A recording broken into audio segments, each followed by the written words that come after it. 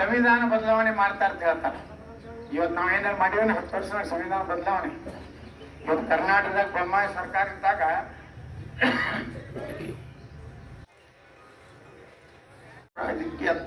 ಎಲ್ಲಾರ್ದು ಎಷ್ಟು ಆಸ್ತಿ ಐತಿ ಸರ್ವೆ ಮಾಡ್ತೀವಿ.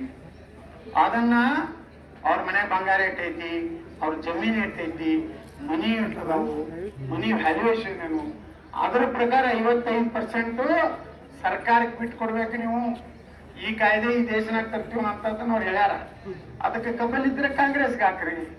ಯಾಕಂದ್ರೆ ರಾತ್ರಿ 1,000 ರೂಪಾಯಿ ಕೊಡ್ತಾರ, ಅಲ್ಲಿ ಎಲ್ಲಾ ಜಾತಿದ ಒಂದೊಂದು ಸಮಾವೇಶ ಮಾಡ್ಲಕತ್ತಾರ. ಇದಕ್ಕೆ ನೀವು ಏನಾರೇ ಬಲಿಯಾದ್ರಂದ್ರ ಮುಂದೆ ನಿಮ್ಮ ಆಸ್ತಿ ನೋಡ್ರಿ, ಎಷ್ಟೋ ನೀವು 2-3 ತೆಲೀಲೆ ದುಡಿದು ಮಾಡಿ ಎಲ್ಲೆಲ್ಲೋ ಹೊರಗೆ ಗೋವಾಕ್ ಹೋಗ್ಯೋ, ಬೆಂಗಳೂರಿಗೆ ಹೋಗ್ಯೋ, 1-50 ಎಕರೆ ಆಸ್ತಿ ಮಾಡ್ಕೊಂಡು ಜೀವನ ಮಾಡಕತ್ತಿ. ನಾನ್ ತಂದು ತಿಳ್ಕೊಂಡ ಮ್ಯಾಗ ಪಿತ್ರಾಜಿತ ಆಸ್ತಿಕರ 55% ಲಾಭ ಅಂದ್ರ ನಿಮ್ಗೆ ಎಲ್ಲರ ಆಸ್ತಿ ತಗೊಂಡು ಏನ್ ಮಾಡೋದು ಬರ್ಬೋದಿರ್ತಾನೋ. ಎಲ್ಲಿ ಪ್ರಧಾನಮಂತ್ರಿ ಮನಮೋಹನ್ ಸಿಂಗ್ ಇದ್ದಾಗ ಹೇಳಿದ್ರು ಏನಂದ್ರೆ, ಭಾರತದ ಮೇಲೆ ಮೊದಲ ಹಕ್ಕು ಮುಸಲ್ಮಾನರು. ಸಿದ್ದರಾಮಯ್ಯ ಅವರು ಹೇಳಿದ್ರು, ಕರ್ನಾಟಕದಲ್ಲಿ ಮೊದಲ ಹಕ್ಕು ಮುಸಲ್ಮಾನರು.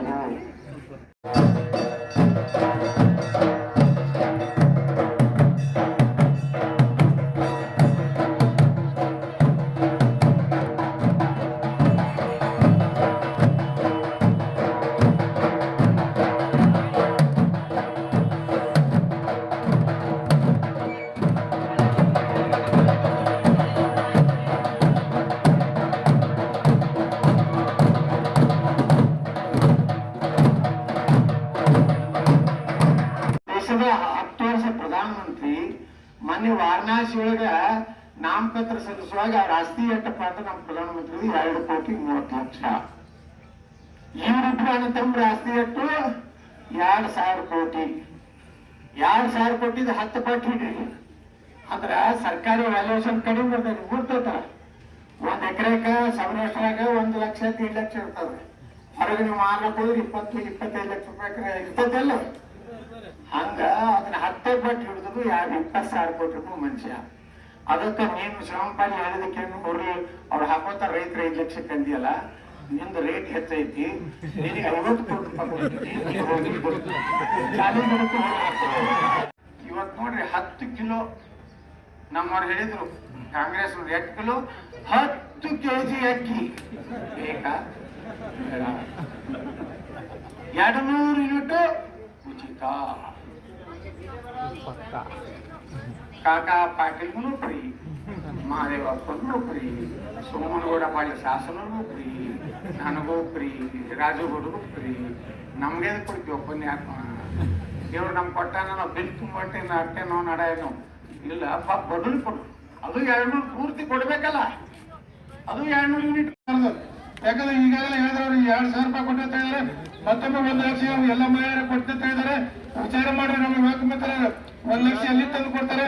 ಎಲ್ಲಾ ಮಹಿಳೆಯರಿಗೆ 1 ಲಕ್ಷ ಕೊಟ್ರ ಅಂತಂದ್ರೆ ಇಡೀ ನಮ್ಮ ಭಾರತ ದೇಶದ ಬಜೆಟ್ಗಿಂತ ಅದು ಹೆಚ್ಚಿನ ಅಮೌಂಟ್ ಆಗ್ತೈತಿ. ಅವ್ರು ಹೆಂಗಿದ್ರು ಬರೋಲ್ಲ, ಆ ನಿಟ್ಟಿನಲ್ಲಿ ಅವರು ಕೊಡ್ತುವತ್ತಾಗಿ ಘೋಷಣೆ ಕೂಡ ಮಾಡ್ತಾ ಇದ್ದಾರೆ. ಈ ನಿಟ್ಟಿನಲ್ಲಿ ಬರೋ ದಿನಗಳಲ್ಲಿ ಹೆಚ್ಚಿನ ಮತದಾನವನ್ನು ಭಾರತೀಯ ನರೇಂದ್ರ ಮೋದಿ ಅವರು ಮತ್ತೊಮ್ಮೆ ಪ್ರಧಾನಮಂತ್ರಿಯನ್ನು ನೋಡ್ಬೇಕಾಗಿದೆ. ಆ ನಿಟ್ಟಿನಲ್ಲಿ ನರೇಂದ್ರ ಮೋದಿ ಅವರು ಪ್ರಧಾನಮಂತ್ರಿ ಆಗಬೇಕಾದ್ರೆ ರಮೇಶ್ ಜಿಗಜಿಣಗಿ ಹೆಚ್ಚಿನ ಮತದಿಂದ ಆರಿಸಬೇಕಂತ ತಮ್ಮ ಸರ್ಕಾರದಿಂದ ಮನವಿ ಮಾಡ್ಕೊಂಡು ಬಂದಿವೆ. ಅದರ ಜೊತೆಗೆ ಹೋದ ಚುನಾವಣೆ ನಡೆದಾಗ ನಾವು ಬಿಜೆಪಿ ಒಬ್ಬರೇ ಸ್ಪರ್ಧೆ ಮಾಡ 25,000ಕ್ಕಿಂತ ಹೆಚ್ಚಿನ ಅಧಿಕ ಮತಗಳ ಅಂತರ ಮುಂದೆ ರಮೇಶ್ ಜಿಗಜಿಣಗಿ ಅವರು ನಮ್ಮ ಇಬ್ಬರಿಗೆ ಅಂತರ ಕೊಟ್ಟಿದ್ವಿ. ಈ ಸರಿ JDS ಹಾಗೂ ನಾವು ಕೂಡಿ ಇಬ್ರು ಕೂಡ ಜೊತೆಯಾಗಿ ಚುನಾವಣೆ ಮಾಡ್ತಿದ್ವಿ. ಈ ನಿಟ್ಟಿನಲ್ಲಿ ನಾವು JDS ಶಾಸಕರು ನಾವು ಕೂಡ್ಕೊಂಡು ಈ ಮಸೀದಿ 40-40 ಹೆಚ್ಚಿನ ಮತಗಳು ಕೊಡ್ಬೇಕಂತ ತಮ್ಮಲ್ಲಿ ಎಲ್ಲ ಬಿಡ್ಕೋತಾ ಇದ್ದೀನಿ. ಬಂದು ನಾವು ಯಾವುದೇ ಸಣ್ಣ ಪುಟ್ಟ ಕಾರ್ಯಕ್ರಮಗಳು ಎಲ್ಲ ಬರೀಬೇಕು. ನಮ್ಮ ದೇಶದ ಅಭಿವೃದ್ಧಿ ಸಲಹೆಲ್ಲ ಭಾರತೀಯ ಜನತಾ ಪಕ್ಷದ ಮತ ಕೊಡೋದು ತಮ್ಮಲ್ಲಿ ಕೈ ಮುಗಿದು ಬೇಡಿಕೊಂಡು ನನ್ನ ಮಾತು ಜಯ